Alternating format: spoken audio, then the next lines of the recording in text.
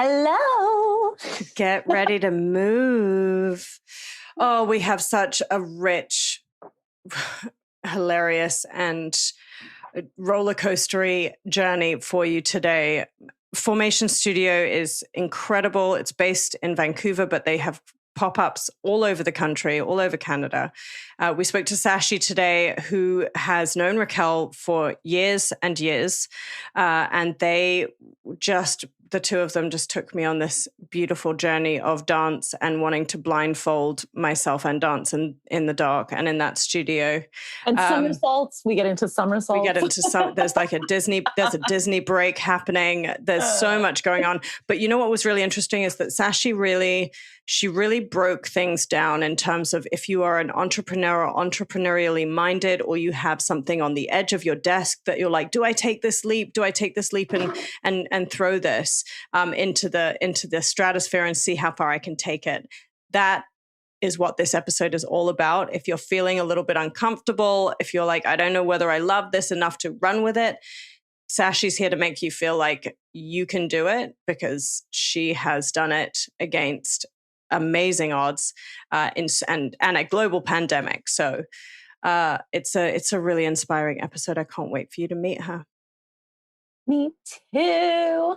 Sachie's incredibly resilient, and we actually get into a lot of tactics that you can use as well. It's going to be an awesome episode. Enjoy.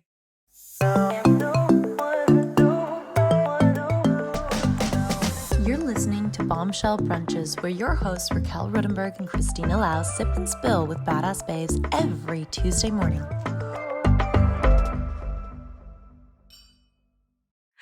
Hello. I hope you are all ready to not move right now, but maybe move later, and maybe with Sachie, and maybe, but probably at Formation Studio. I would like to tell you a secret that is now no longer a secret. Raquelle has been hounding me for us to get Sachie onto this podcast and onto this show for the longest time. So I'm really, really, really happy that I don't have to get hounded anymore.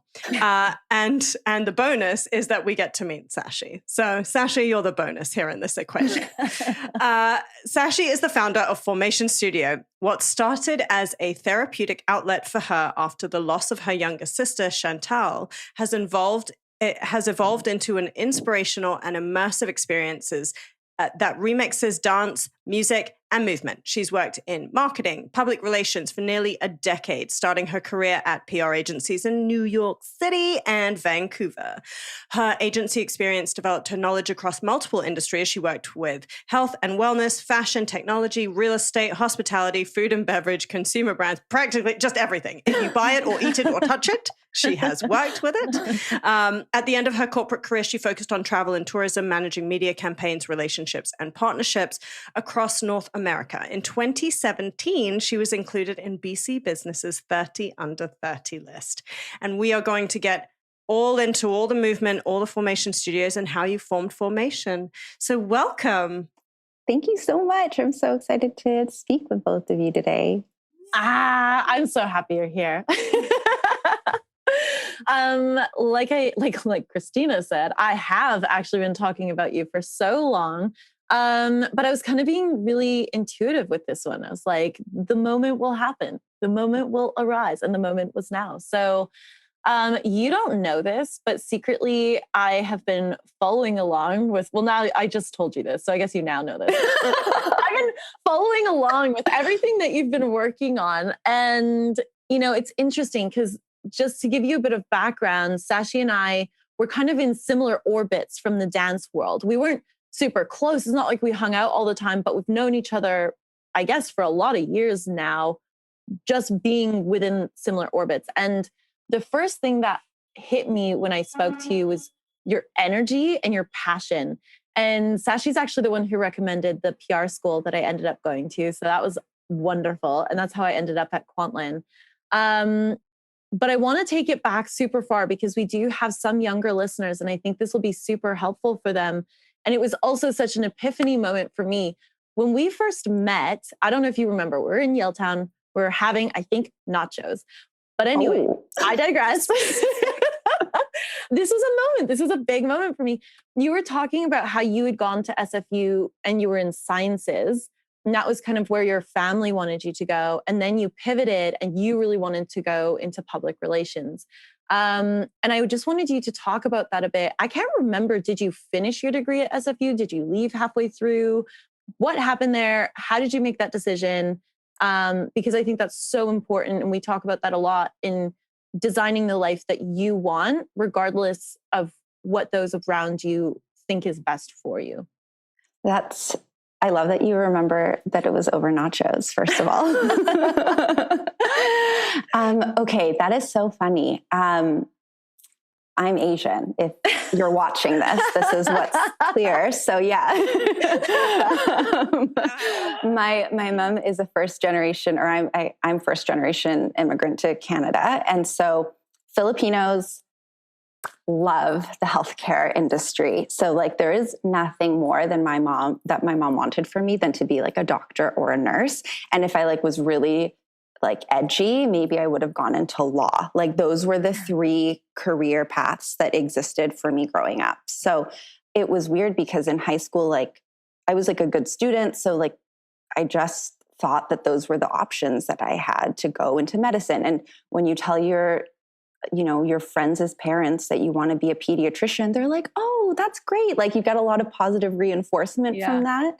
So I started off in science and it was so not for me. And I don't even know why I thought I would like it, because I hated math class so much. And calculus is important. I failed calculus 2 times in university. It was not the place that I was supposed to be.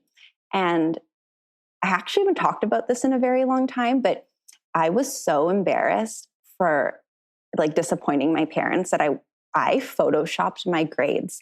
Like I photoshopped them when I showed them to them, and they thought I was doing fine in university for 3 semesters until I was kicked out of university because I was on AP so fast. Yeah, it just, I was so shameful. And I remember being like, I just couldn't handle the disappointment and the expectation of being one way and not being that person. Tell me how was that conversation with your parents when you had to tell them that you were kicked out? Did you buy them nachos first? We have to have an important conversation. Here are some nachos. Have a few. If I had been more strategic about it, I think that would have softened the blow for my dad a little bit. But it wasn't until I couldn't go back to SFU. It wasn't until like I had to switch schools and I had to tell them. I remember sitting on, we have like these couches that face each other in my parents' like more formal living space. And I like sat down there and I kind of blanked it out. I think like, I just remember being so embarrassed and so shameful. And my dad being like, okay, well, we had a deal. I think our deal going into school was if I finished my degree, they paid for school. But if I didn't finish my degree, I paid for school. So that was like, and my dad is a man to follow through on his word. So that is also when I took on $30,000 worth of debt in that conversation. So it was a fun moment. Oh, yeah. Yeah. Wow. Had a similar deal actually. Really? But it was per class. So it was if I failed the class, I paid to retake it. And if I passed the class, she paid for the class. So it's smart. Parents. This is smart parents. Yeah. My mother is my hero. If my dad had his way, I think I'd probably have the same deal. My mother was like, I'll give you anything you want. I love you. I'll sell my kidney for you. Moms are the don't best. do that. Your parents had a lot of deals. I remember, I don't know if it was on Instagram or something. I don't know if your dad started it. Does your dad start a lot of deals? Like, didn't you have a fitness one and your family had like a fitness competition with each other? Oh my gosh, you have a good memory. Yeah, we do like challenges with my family all the time. The reason I remember because I was like, if I ever have kids, this is what we're doing. Raquelle is just going to show them your Instagram feed. She's just going to bring them to Sachie. Here, fix them. It's so funny. Yeah, we totally do. We always did it as a family. We'd have like little challenges and phases that we do that. And my dad also works overseas. So it's a nice way for him to like stay connected and stay part of our like daily routines and whatnot when he's away. So it's a fun way to do that. We haven't done one in a while. This inspires me. I think it's so brilliant. Like how else it's just, I don't know. You know what?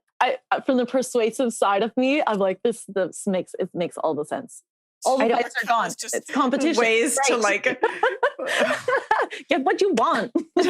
Ways to persuade her future children before she's even had them. Like, oh, I knew what I was going to do well before you arrived. But okay, answer the question. You did. What is questions? We don't do that here. That's not what we do here. We brunch, and brunch is meandering by nature. They are meandering. But okay, so you lied. I lied. And you photoshopped, and then what happened? Then you were like, right, I now have $30,000 in debt and not a degree and not a fun time in my family right now because obviously they're upset. And how did you pick yourself up and move? Like what gave you the fortitude to do it in the first place? And then where did you go? So I had to get back into SFU. So I went to Kwantlen and did other classes to raise my grades. And in that time, I built this confidence that I had shattered because I went back to, I was a good student again. It was a different environment. I wasn't in those like 400 person intro to bio classes. That's giant lecture halls. That wasn't the way that I learned effectively. And so I built a lot of confidence. I got good grades again. And then when I got myself back to SFU, I tried to do some of those science courses, but I failed calculus again. I think I got a D in physics. I probably tried to cheat off of the person next to me, if I'm honest. And it still didn't go well. But I also realized that really wasn't the path that I needed to pursue. I think I gave myself that other opportunity to be like, okay, can I find redemption in doing this initial idea of going into med school? But I started also allowing myself to take other courses and to do other things that were outside of the idea that I had about myself. And that's what helped me find things like communications, and the content that was being spoken of and the way that it was being talked about was really interesting to me and much more relevant to the way that I thought. So that's what opened up the idea of going to PR school and kind of changing things completely, because I think I kind of got slapped in the face being like, no, the science route is not the one for you. And it took a big slap in the face for me to be able to realize that, because I think when I was younger, I definitely had ideas about myself. And I think this is something that I've struggled with as I've grown up, is the concept of who I think I am and versus who I actually am, and understanding who that is beyond the concept. Yeah, who you think and what you think's available to you, right? Like how many times you go into like we've said this so many times. I talk about it a lot, working in career pathways, like creative career pathways. And it's like, well, how many times did your career counselor say like, oh yeah, you could be going down this road? Or they're very static careers, and they're also very like traditional careers, like doctor, lawyer, accountant, which, you know, when I'm from Hong Kong, like everybody was a doctor, lawyer, accountant. And then all of a sudden no doctors, lawyers or accountants were actually necessary because everybody wanted to be them. So it's tough. Yeah. I mean, but I love that you found your way just by virtue of being like, well, I'm back here and I'm going to try one more time to redeem myself. And then finally you just break and you go, okay, what interests me? What interests me enough? What feels good in a different way? Because what got me to this point is not going to get me over there to like a happy life where my parents aren't angry at me anymore. That took a while. Did it take a while? Yeah. It took a while. And so where did the dance piece come in? Because you've had a whole career and you were never a professional dancer. So that's right. How did that, tell me that story. So I was a very competitive cheerleader all through high school and into university. So my high school team was one that like focused on competitions. We didn't really do the sideline rah thing. And I joined some club programs, and then I cheered at SFU as well. So when I eventually injured myself out of the sport, I started to look for a creative outlet, and I'd always loved the dance element when we were doing the routines. So I thought that I would start doing some drop-in classes. And I think that's when Raquelle and I began to circle in our orbits. I really like that expression. And so I started doing drop-in dance classes. It was just such a fun way to move and to have that outlet. And I also met my husband doing those dance classes. So it was a really big part of my life, but one that kind of just happened. So tell me, I know nothing about the cheerleading world. And I like coming from not North America. In my mind, I'm like, what's that cheerleading movie with Kirsten? Bring it on. Bring it on. Like, that's all I know. All I know is like bad 90s movies about cheerleading. And I'm like, oh my God, it's so vicious. It's so competitive. And everyone's like a super athlete getting flung into the air all the time. Like, what is that discipline like when you're a cheerleader in the truest sense of the word? It's like really high intense training, isn't it? Absolutely. We trained nonstop. I think part of the reason I failed my first semester of university is I actually trained 20 hours a week when I was still in, when I started, because I did club teams and the university team. And there's a big competition called Worlds where you train and try to qualify for. So that's the best of the entire industry. And the sport certainly evolved a ton since I was participating in it, but it's very much gymnastics and acrobats, or acrobatic movement. So you're very physically disciplined, and you're conditioning yourself, and you're tumbling, and you're taking a toll on your body. But I think the thing that I loved about the sport was the sisterhood that you develop with the people on your team. Like the girls that I met doing that are still some of my best friends and are all having babies right now. Like they're the people you move through life with for the rest of your life, because it's such a strong bond. But there's also some negatives because you're performing in crop tops, and it messes with your brain and of your identity and your self-worth and whatnot. So I think there's that downside to it too. Anytime you're doing something that's more of a subjective sport or subjective judgment-based situation, I think it can really have an effect on you. And that's kind of played a role in how I think I've created formation as well. I think there's a fine line between competition and like camaraderie sometimes, where it's like, that really dancing that really fine line and balancing it well. And, you can have a really tight camaraderie, but then sometimes you can it's hard, especially if you're in trials, you're trying to get into the same team, or you're trying to like build up. There is that element of competition. And I think traditionally, especially from my limited Bring It On movie knowledge of cheerleading and other traditional, I guess, female heavy sports, you can tend to have this, we've been painted a representation in film and in media that we are all against each other all the time. And I think it's really lovely to hear that you actually had a lot of camaraderie and some of your best friends. Like I went to musical theater school, and I felt this, I feel the same. Some of my best friends still, we were all going up for the same agents. We were all going up for similar shows. You're trying to make it. You're trying to make it in the world. And I love that you found that camaraderie, and obviously it takes fierce people to make fierce friendships. So that's really great. So then you started. Now you got to tell me how Formation Studio started specifically, because that's cheerleading. So tell me the story. Okay, so this is I'll try to make it not too long. We're here all day. This is what we do. So I left cheerleading. I started dancing recreationally. I just drop into hip hop classes, and it was something that I had as a creative and a physical outlet that kind of filled my cup in that sense. I met my husband, I met really good friends, and then kind of life takes over. I finished PR school, I started working, and I stopped dancing because, that's what happens. It was a recreational activity for me.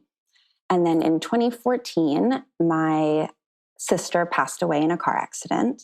it was Thanksgiving, and she was on her way to dinner with her boyfriend, Cody, with his family. It was a really, really, really rainy night. They were 17. So, and they got into a car accident driving to the dinner. And I remember feeling very, it was just so sudden and such a traumatic and shocking event that I didn't know what to do afterwards, as you could anticipate.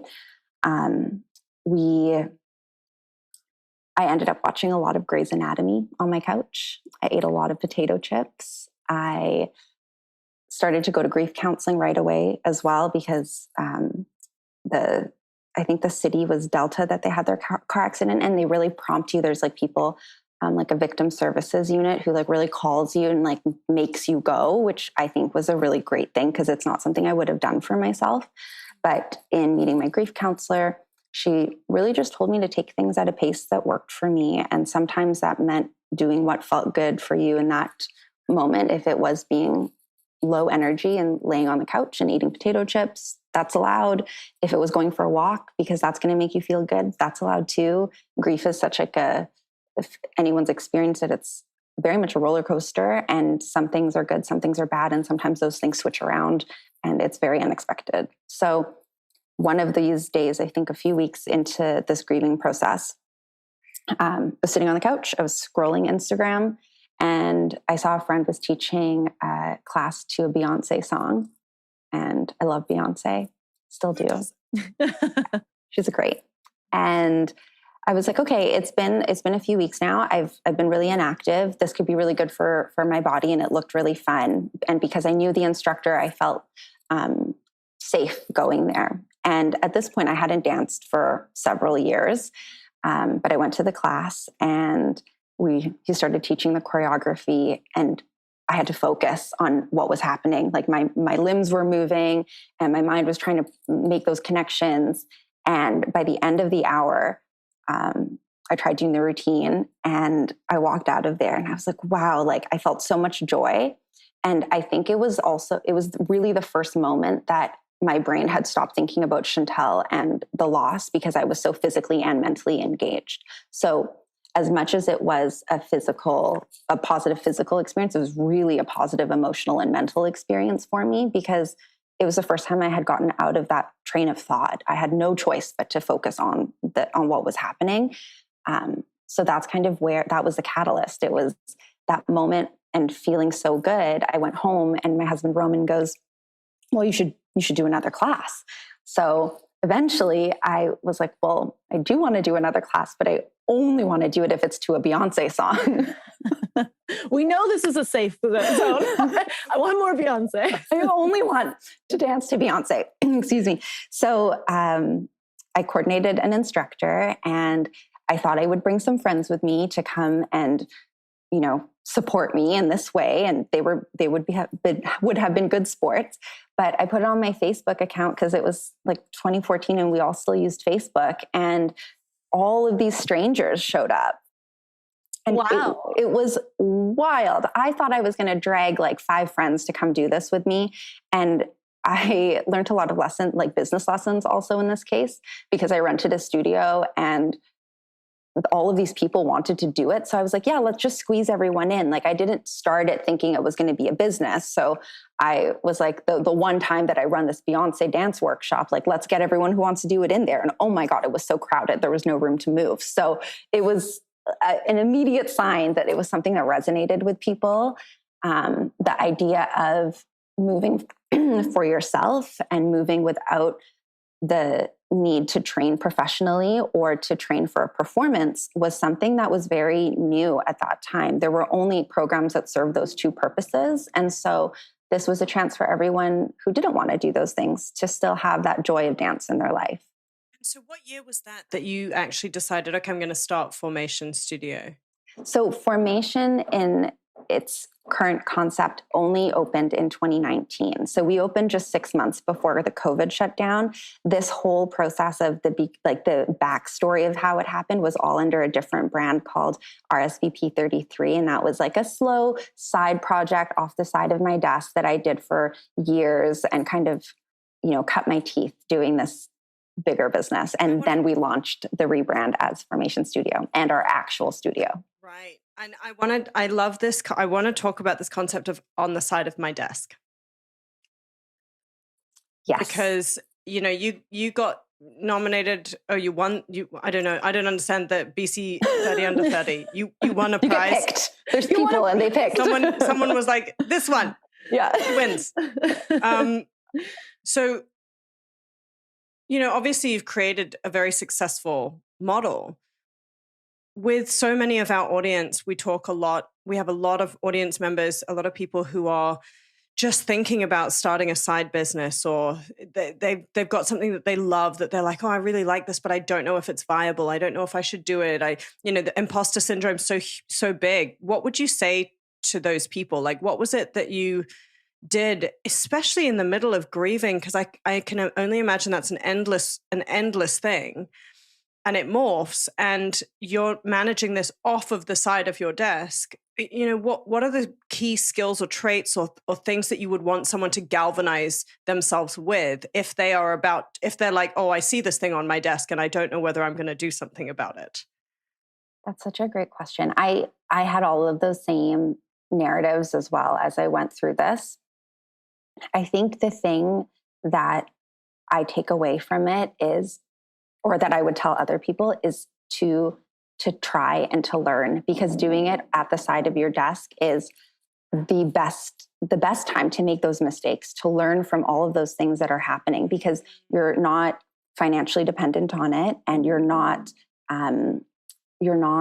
forced to rely on it as the main source of your income. So, yeah. It feels like that's the best time to try and fail big. I mean, Raquelle put a podcast onto the side of my desk and I didn't want it.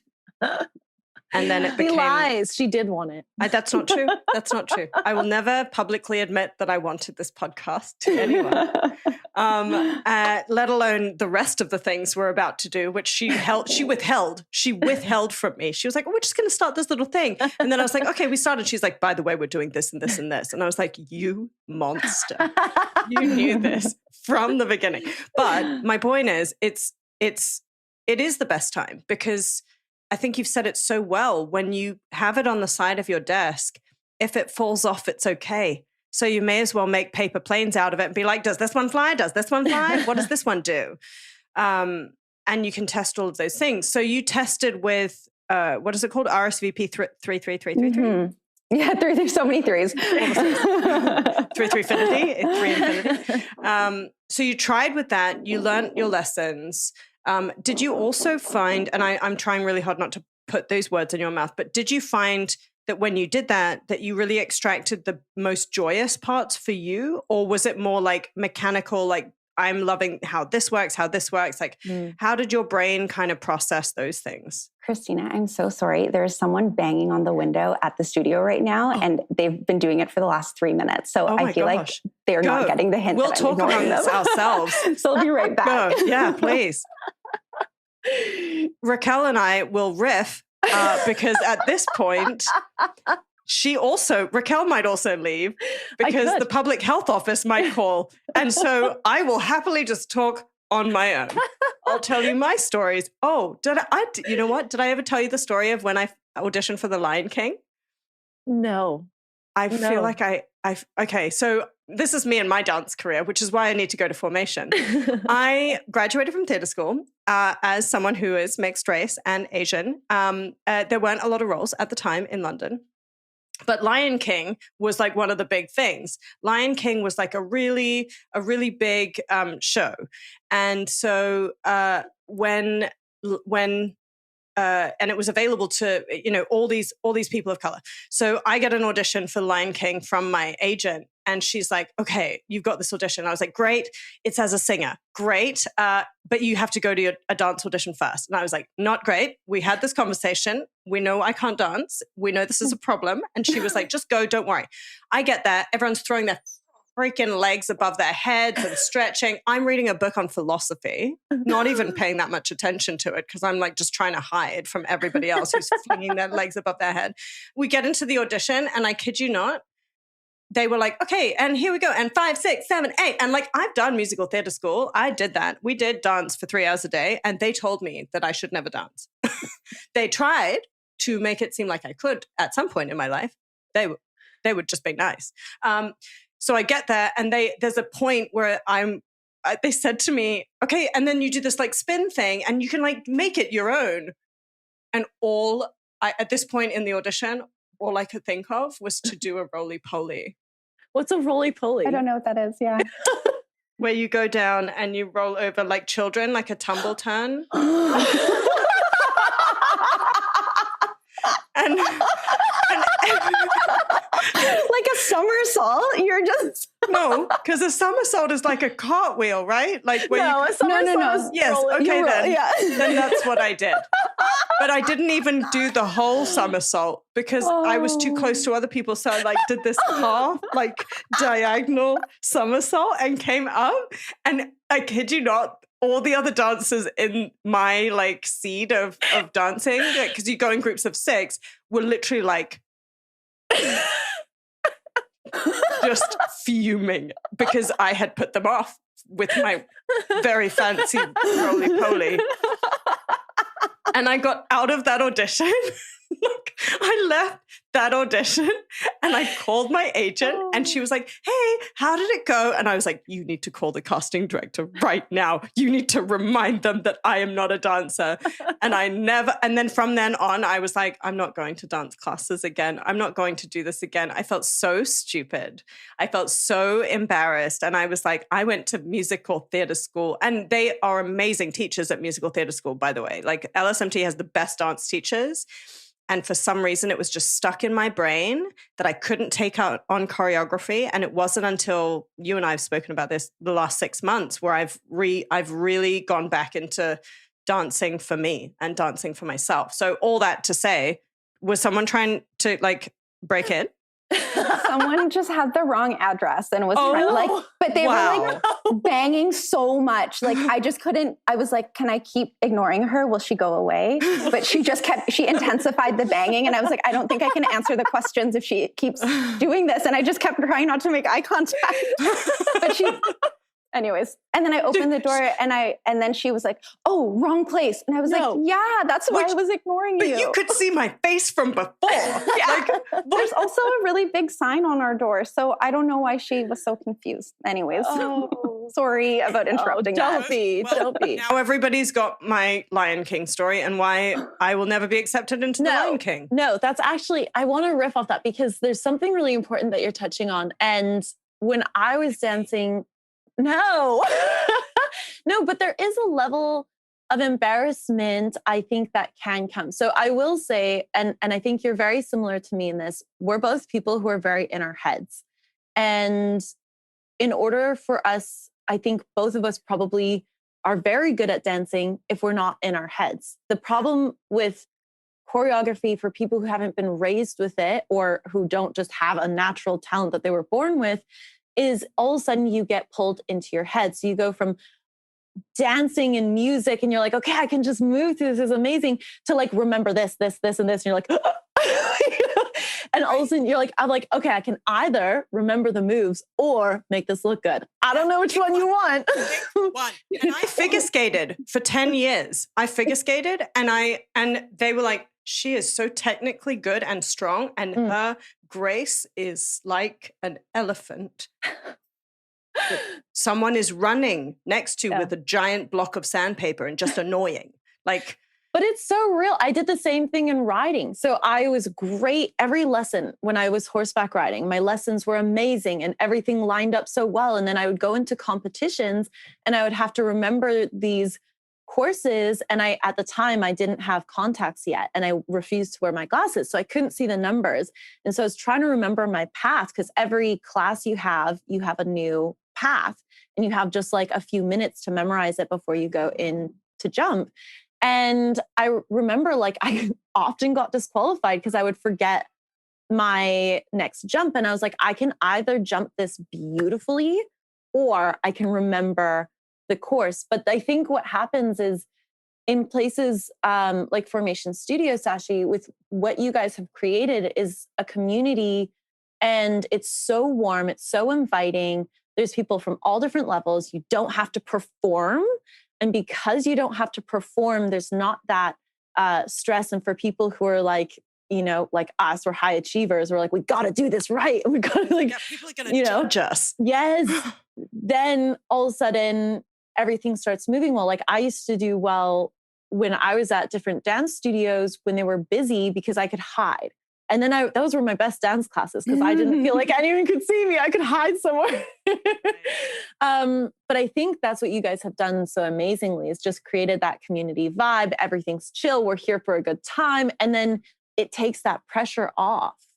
Completely. I think it's that sense of, as much as it is you fear other people judging you, we have such harsh internal critics and we judge ourselves based on these expectations that we've set out for ourselves. And in our space, and one of the things we said from the very beginning is this is a judgment-free zone. And I think as much as it is a reminder to other people that no one else is watching you because they're watching themselves, it's a reminder for yourself that it's okay to make mistakes. And we try so hard to reinforce that learning choreography is a different way of learning to move. It's a new kind of relationship you're building. So there's no expectation that you can do it because you're learning something. And just like math class, like you don't go in to take an exam right on the first day and be like, I know all of this. Like there's a process in learning what that material is. And I think the way that we teach and the way that we approach everything is giving people that permission to make the mistakes along the way, learn from them, learn how you relate to your body, learn what feels good to you, because there's no expectation to look like the person who's teaching it. There's no expectation to look like everyone else in the room. It's learning how you want to move within that music and giving you that blueprint to work towards. I think it's also, I mean, I love that you say that, and something that just came up in my mind. Well, firstly, actually, when you were like, oh, you know, you don't have to be watching other people, but we also remind you, and I thought you were going to say, you also don't have to be watching yourself. And then I just imagined a blindfolded dance class where like you learn the thing and then everyone just puts on their blindfolds and then it's a free for all. That sounds fun. New concept. New concept. Then I thought about it further. Again, not that I'm an overthinker or anything, and I'm having all these trains of thought at the same time, simultaneously. That's not exhausting on my adrenal system at all. But I was thinking about it and I was like, okay, if you have a class where you actually aren't paying attention to other people and you're just actually closing your eyes and feeling your relationship with your body, with yourself, I think that's a really important element of learning how to communicate with parts of your body. Because I used to love tap because it was isolated top and bottom. Mm-hmm. Like I could do tap because it was like, I was learning the feet first, but I never really understood how to really get the full body coordination. So just very briefly, like what are your steps if someone comes to you and says like, I really want to learn how to develop that relationship with my body, what does that look like? So for us, we have a class called Freedom, and the concept behind Freedom is following along. There's no retention required. You're not learning choreography. It's Simon Says at the front. Like the instructor is moving with you the entire time. So you have that visual cue for the entire class. And that class helps build the relationship with your body when you maybe don't know all of those pieces yet. And you have a bit to discover, because we build you up through different songs and build you up. Everything we've done is very science-based. So there's a lot of patterning that helps reinforce what it is that you're learning. And then also our overarching approach to our program is that you learn it over a month. So the same routine happens with every instructor for the entire month of July, say. And so if you're brand new, the first time you do it, you're like, whoa, that was a lot, because you've never moved like that. But then you come back in 2 days, you do it again, and you're like, oh, okay, some of this is familiar. And then by the end of the month, you can really work towards giving yourself that mental freedom and being able to be really in your body, because you're now able to let go a little bit because you're so comfortable with the patterns and you're so comfortable with what has been taught and worked at for a month that that you have that chance to build it up. And it's really about that repetition and that forgiveness of yourself. And so we make a really big focus on giving people permission to have that. I like that. It's permission to thrive, really. You're like, because we put ourselves in cages so often, don't we? All of us do. And especially when we have, like a lot of our client base are professional women who have very demanding lives outside of the hour that they give themselves here. And it's important to be able to expand beyond that. Even the act of like stretching out your arms right? Like to do this, to open up your chest in ways that you don't get to do in the office or when you're walking down the street. I don't know what kind of office you work. I literally go around, I'm like, fling myself like a weird pigeon. Yeah. And that's such a beneficial thing for people that sometimes we don't without the reminder, we forget to do that. So we really work at that. Yeah. We're built into boxes sometimes. Mm-hmm. I want to take us a step back because we've talked about, how you guys started the classes and we kind of jumped to Formation Studio, but you started the classes and then I believe, and correct me if I'm wrong, but it expanded. So you guys started having classes across Canada. That's right. Yeah. Okay, amazing. And then at some point you decided we're going to open, or I want a studio. And what blew my mind, and I want to talk about this more later, but also how you came to that conclusion that you wanted a studio, is you decided, okay, I want the studio. And what was it? Within a year, you had a studio, which is absolutely insane. That's mind-blowing. That is so fast. It was so intentional. The branding is so on point. I need to discuss with you how that happened. So maybe go from you had the classes local that you had started and you put out on your Facebook and that grew. Mm-hmm. How did it expand to Canada wide? And then how did you decide your studio? And then we'll jump to the rest. Okay, then we'll fast forward. Yeah. So we used to operate by renting existing studio space and we'd have our classes there. So we took the same model and applied it to people who were asking for the class in Toronto. And people found us on Instagram, people discovered us, and we, through our connections with friends and our instructors here, we found some really great people to run the program in Toronto.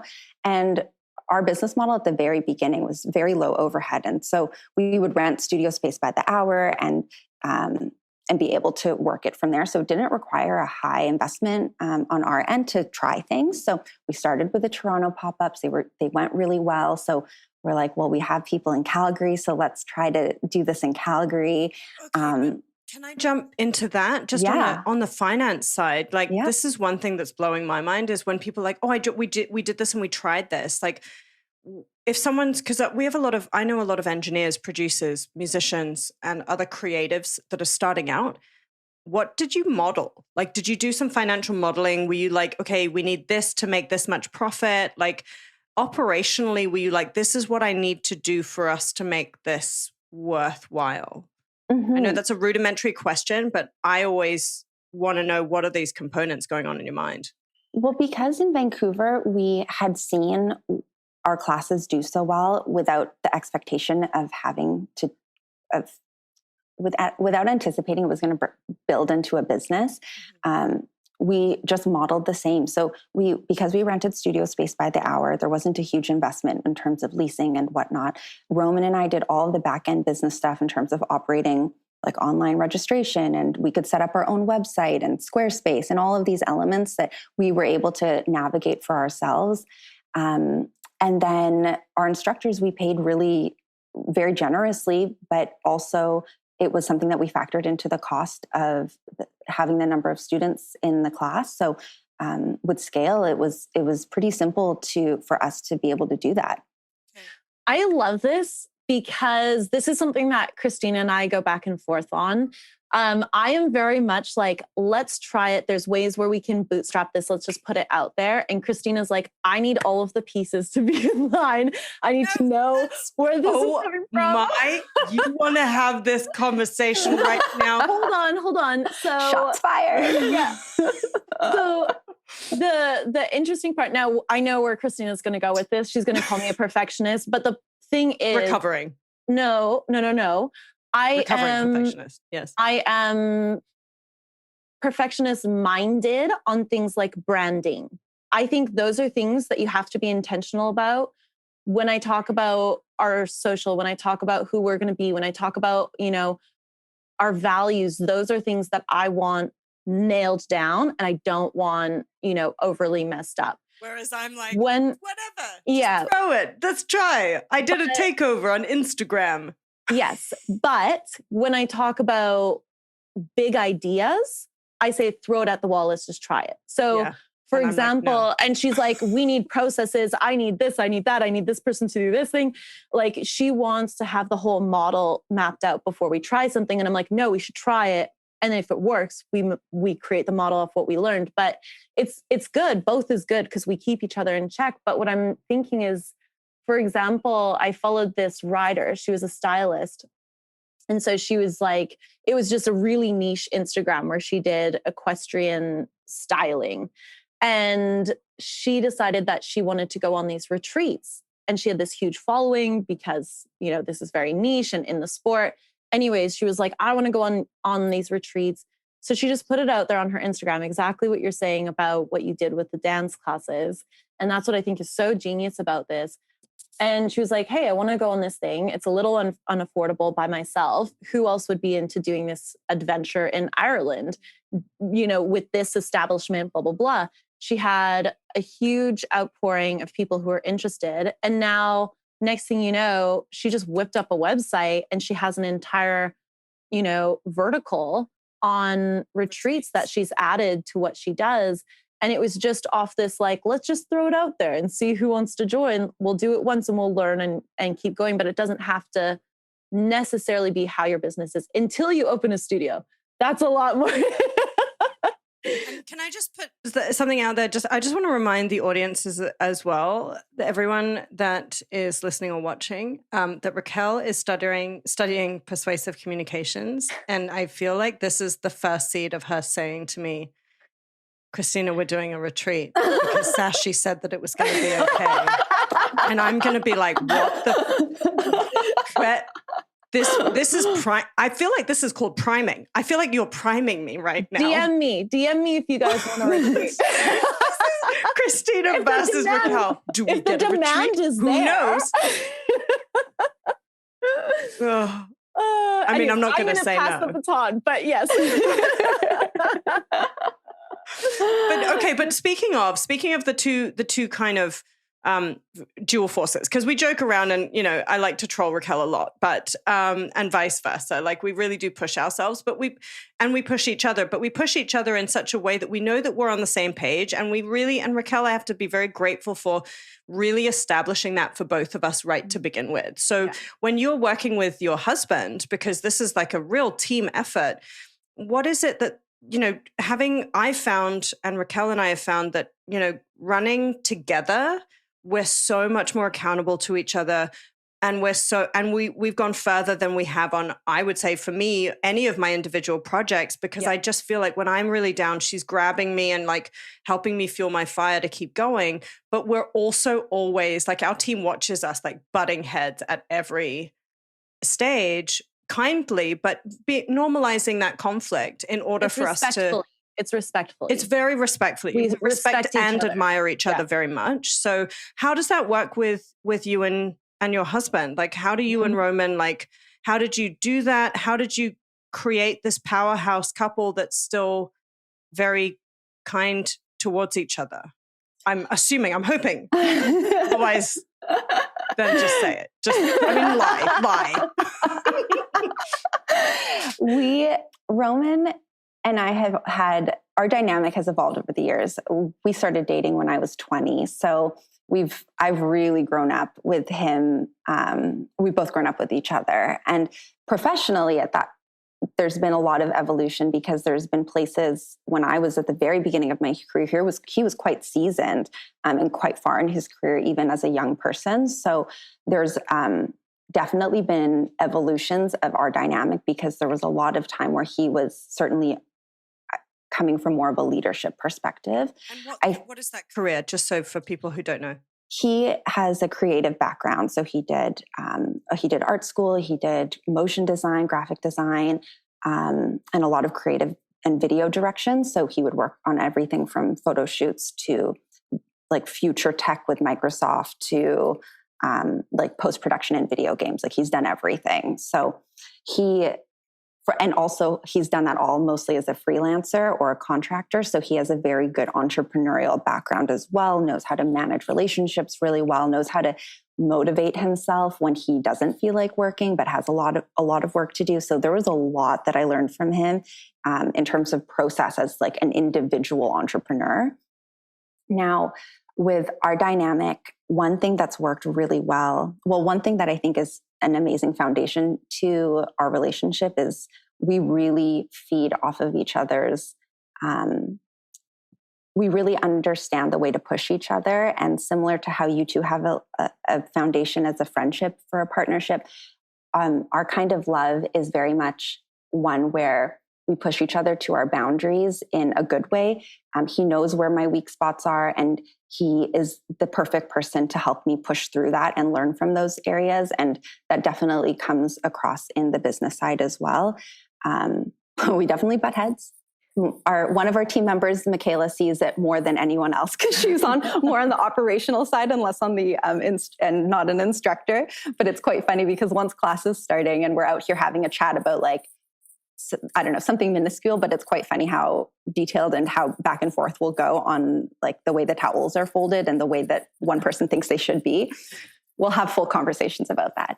But we generally have an 80-20 rule. So there are things in our business that I trust him, that he's dealing with, and he has 80% of the expertise in that. And we essentially trust each other that for the portion that we are handling, we have gone to the level 10 depth of what we could know about that. So whether it's buying a particular kind of equipment, whether it's understanding our invoicing, we trust that the other person is at their maximum level of knowledge in those places.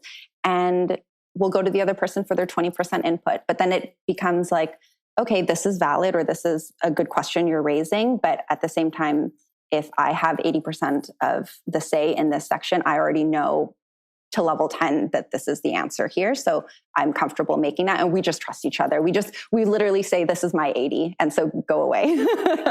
That's really great. I love that. Yeah.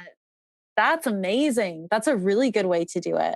Yeah. It's a nice division of work and a nice division of trust as well, because you know that both of you have the integrity in what you're doing, that you can trust the other person. So when there's, sorry. Go on. When there's a new task or a new vertical to the company, or, you're adding something. So for example, like you're adding, I don't know, a retreat, or clothing or whatever it is. How do you allocate that? Do you say like, do you want to take this, and then will you be the 80% point, or how do you, or is it just kind of natural? Like someone says we want this, so they take that 80%? I think generally, Roman, we have a natural tendencies for what we are responsible for. So anything creative or more conceptual or direction driven, Roman is taking care of. And for example, we're doing design right now for some new gear. So that's his 80. That's absolutely 100. That's him. I'll jump in and be like, could you move this logo? And then he'll be like, go away. 80. It's my 80. It's his 80. So, and then there are certain things that I think naturally we just know what each other's strengths are. He's very much a big concept, big long-term thinker. I'm more granular. I'm more operationally, I'm more of like the doer. So we balance each other nicely, and we know where each other's strengths are there. Okay. Amazing. And then obviously you're taking like probably a lot of the PR marketing side, which you guys have done really well with. And then you have the rooftop classes, which I meant to bring that up earlier, but I was like, how empowering is that? Like, you're not just dancing, moving to like fierce, badass female vocals and music, but you're doing it on a rooftop. So fun. It's so fun. I want to go. Anytime. You're absolutely welcome to join us. I can't wait till you can experience it in person. I'll bring my blindfold. I'm going to do that class just for you. Yes. Oh, please. It does sound like something that like contemporary like dancers would do, though. I love contemporary dance. Yeah. I love it. Well, with your somersault, I think that's really the genre for you. Thank you. I found my home in like weird contemporary dance. Express yourself. Express yourself. Oh, I will. Yes, the rooftop though was such a lovely. It was kind of a tradition that we had because we had a partnership with the Four Seasons that we used to do every year, and we would do an outdoor class on their pool deck. Sorry, just sidebar. You had a partnership with the Four Seasons? We did. That you just summed up? Like, what happened? How did you do that? That was, so I finished my corporate career in tourism and travel, and therefore made wonderful connections in the hotel and tourism industry. So there was an opportunity that they required some activations on their roof, on their pool deck in Vancouver. So we used to do summer class on their pool deck, and it was the highlight of the year every year we did. It was so fun. Yeah. I think that's such, and I think just when we were talking to these creatives about like, hey, look for the partnerships, look to your relationships that you already have, that you've already established. And, you know, the recurring theme of like, don't be a dick, like have good relationships that last a long time and be reciprocal with those things so that you never know when you can be like, hey, I think we could do some fun stuff together. It honestly, one of the things that I loved about working in travel and tourism was there's a very maybe parallel and similar to cheerleading. Like everyone is working as a unit, as a city, working towards the same goal, because in terms of tourism visitation, like the more people you get into your city, the better it is for all of the hotels, the restaurants, everybody benefits, right? And so in Vancouver, there was a very, very supportive and collaborative hotel industry, restaurant industry when it came to that. And I'd never experienced such natural partnerships because everyone was always willing to do something that lifted up many people. It wasn't just about one person or one brand. It was always collaborative, and we were fantastic until COVID. It was such a great time to be in Vancouver's industry for that reason. Yeah. So can we talk really quickly about COVID? And you guys launched, you said, and then it was just a few months before COVID happened. So you guys did amazing in the sense of, I don't know how anything was on the back end, but I was telling Sachie earlier that I followed all of the Instagram and I followed the newsletters and everything. And I thought you guys were so supportive. You did everything you could to try to keep classes going, whether that was online or socially distanced or whatever. Things are opening back up now, but you also had a really unique mindset about it. So talk a little bit about how that was for you guys. I can't even imagine the stress that hit you at that point. I think it was what I learned about that was uncertainty is the worst kind of feeling. And I think that limbo before any kind of decision is made, whether it be a decision that is made for you by someone else or for yourself, I think that's the really, really hard part that I don't like living in. And much like the rest of the world, those first weeks were terrifying because we didn't know, we didn't have the information. We were just scared, honestly. And it was hard to understand what was going to happen because we didn't have any more information than anyone else did to know. So that was certainly terrifying. But at the same time, it was also like this weird blissful, like 2 weeks you remember the point when we all thought it was just going to be a 2-week shutdown from our regular lives. Yeah. And we're like, oh yeah, like I needed a break. Perfect. Yeah, and then like, I'm making sourdough. And then the moment came when everyone went, oh no, there's no toilet paper left. And everyone started looking at their wardrobes. And I was like, I don't want to use that shirt if I have to. It evolved. It spiraled. It spiraled. That's accurate. Yeah. It was terrifying for us. Obviously, we had this huge investment. Building out the studio and the cost involved in that. We didn't know what was going to happen. Our landlords also didn't know what was going to happen. Our rent is, of course, our largest expense. But they didn't have any more answers than we did. So it was very difficult when literally the government would make an announcement and I'd email my bank manager being like, what do you know? And she'd be like, we know nothing yet. And so everyone was in the same boat. So it was definitely learning to take things step by step, not to emotionally respond to everything that was happening because it was exhausting.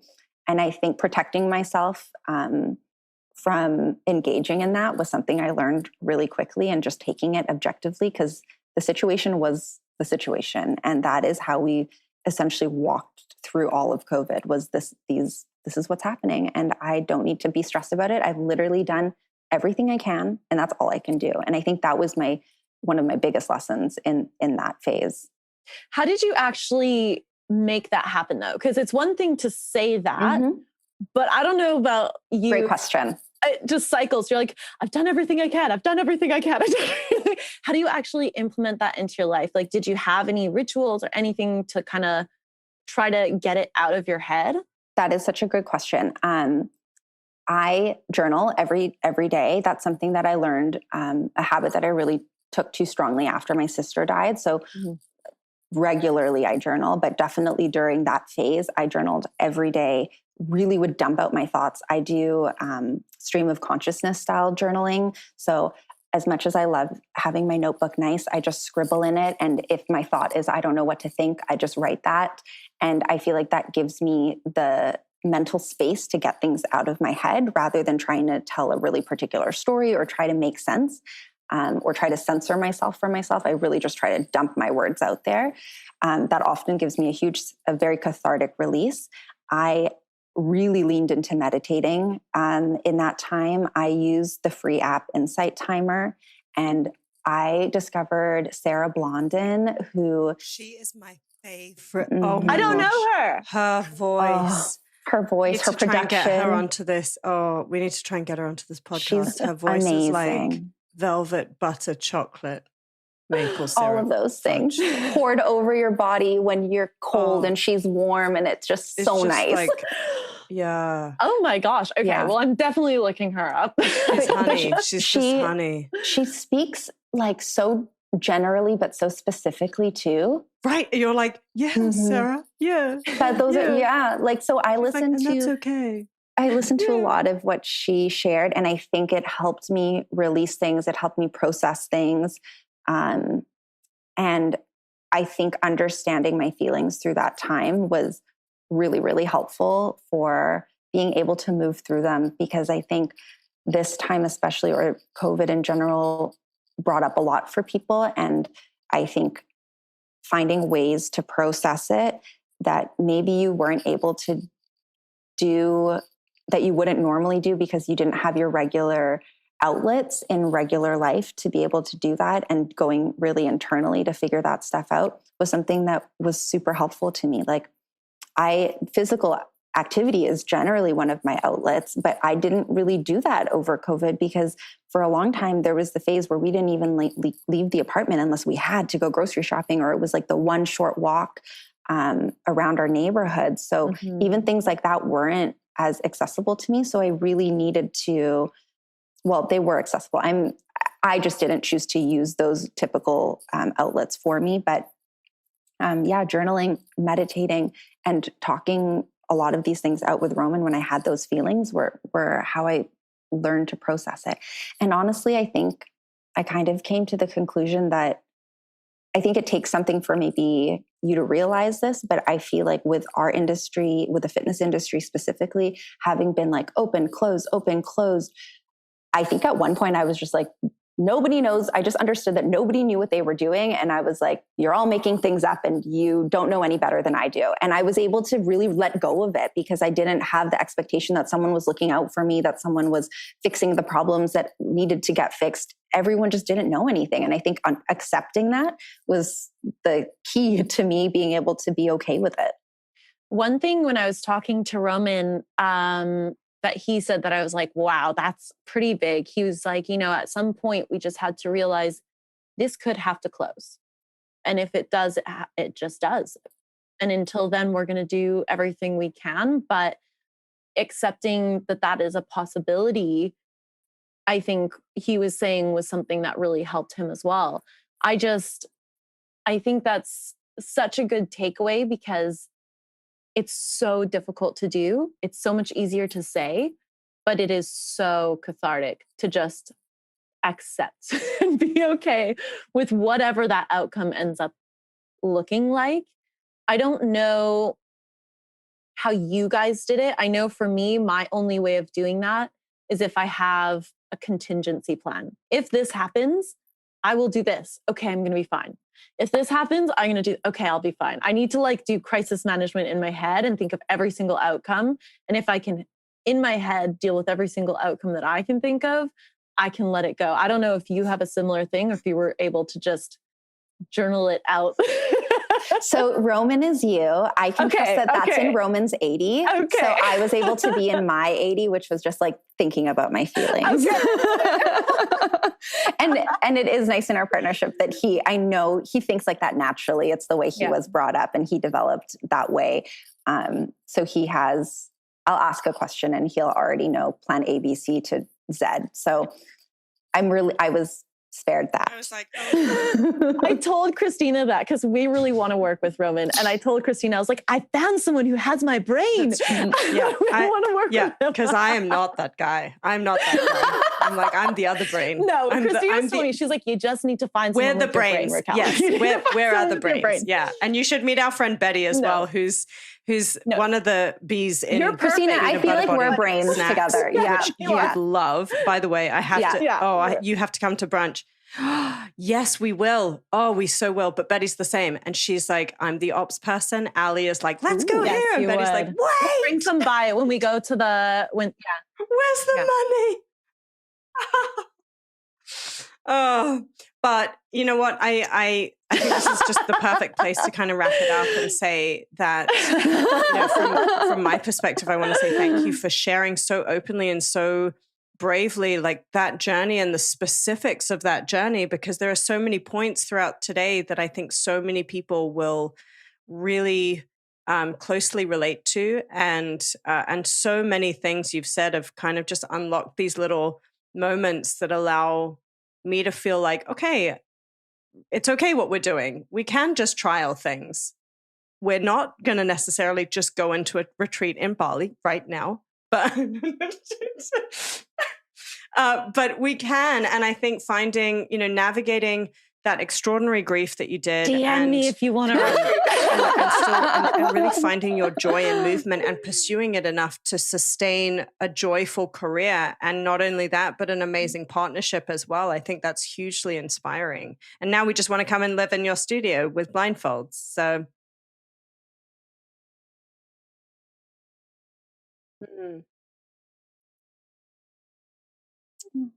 And I think also finding a way to keep Chantal alive for you that you can do all the time. I'm sure that brings you so close to her as well. Yeah, so it definitely does. She was a rugby player and very tough and not a dancer at all. She could dance, like everyone else, but this is not her genre. But it is really, she was certainly someone who inspired a lot of light, and it's nice to be able to bring that to life in my own way. And I feel very connected to her. I feel very in line with her spirit still. And it's really beautiful that it's still that she's very present in my life. Here. And I am so, so, so looking forward to coming and moving and feeling freer and having a lot of laughs. I'm sure we will. Thank you. So excited for that. Thank you so much for having me. Thank you. Thanks for listening, bombshells. In order to continue to elevate, subscribe and don't forget to click that little bell so you can get notified every time we have a new badass brunch. Until next time, stay focused, fierce, and fabulous.